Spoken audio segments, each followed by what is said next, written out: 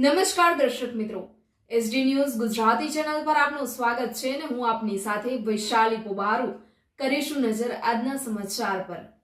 ડાંગથી ડાંગ પંથકમાં ચોમાસું સક્રિય થયા જેવો માહોલ, ખેડૂતોની હાલત બની કફોડી। હવામાન વિભાગની આગાહી અને અંબાલાલ કાકાની પૂર્વ અનુમાન અનુસાર ભર ઉનાળે ચોમાસું બેઠું હોય એવું વાતાવરણ નિર્માણ થવા પામ્યું છે, જ્યાં ડાંગ જિલ્લામાં દરેક ગામોમાં સતત વરસાદ વરસતા મિની કાશ્મીર સાપુતારા ખાતે ગાઢ ધુમ્મસભર્યું વાતાવરણ જોવા મળ્યું છે। તો બીજી તરફ વરસાદી કહેરમાં ખેડૂતોના ઊભા પાકોને ભારે નુકસાન વેઠવાનો વારો આવ્યો છે। જગતના તાતને માથે હાથ દઈ રોવાનો વારો આવ્યો છે।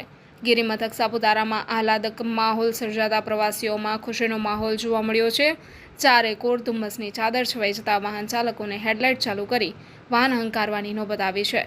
ઝીરો વિઝિબિલિટી બનતા નયનરમ્ય દ્રશ્યો જોવા મળ્યા છે।